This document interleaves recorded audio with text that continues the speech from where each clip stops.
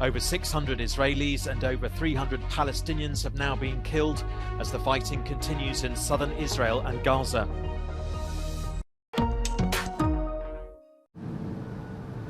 It was swift retribution on Gaza on Israel's bloodiest day in years.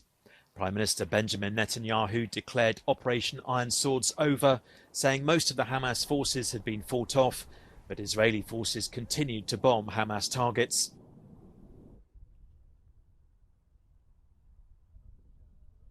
More than 600 Israelis and over 300 Palestinians have been killed so far. Dozens of Israeli soldiers and civilians, seized in raids on compounds and homes, were taken to Gaza as hostages. The day of violence left many questions unanswered for Israel.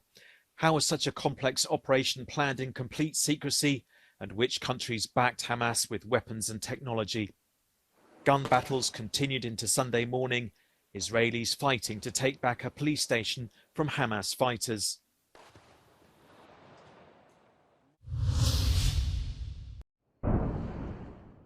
A day after the dramatic incursion by Hamas in southern Israel, fighting flared on its northern border. Lebanon's Hezbollah, which is backed by Iran, said it fired large numbers of artillery shells and guided missiles at Israeli positions. Israel released footage it said showed armed drone strikes on Hezbollah targets.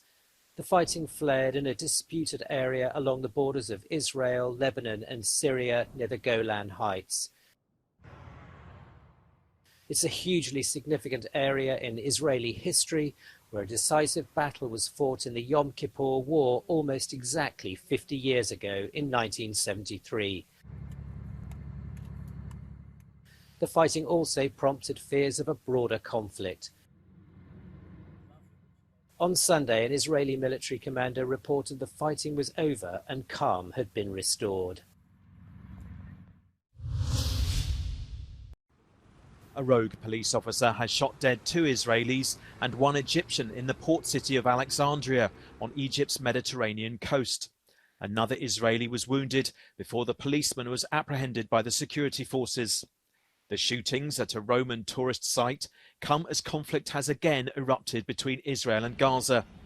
Although Egypt made peace with Israel decades ago, anti-Israeli sentiment runs high amongst Egyptians, particularly when there's a new outbreak of violence.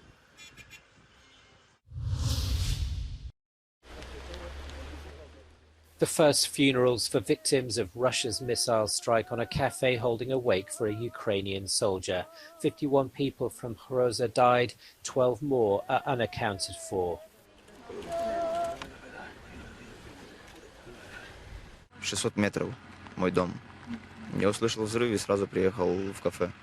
И там все, кафе сложилось, как картонная коробка. И все, я сразу начал помогать, вытаскивать тела, искать своих родных.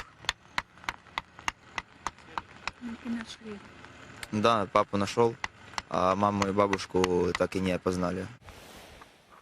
On Saturday, the United Nations Human Rights Commission arrived in the village. Commissioners interviewed residents and surveyed the site, gathering eyewitness testimony and evidence.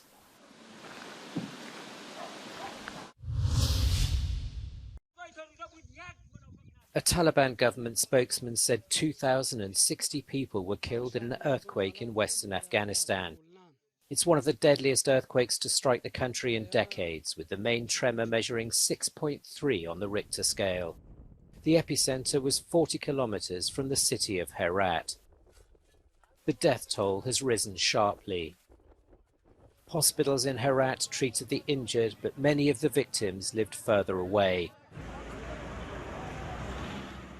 In an urgent appeal for help, the Taliban said 6 villages had been destroyed, burying hundreds of people under the rubble. Many of the victims are in remote areas, making it hard for rescue workers to get in and the latest information to come out. The World Health Organization sent 12 ambulances to help bring the injured to hospital.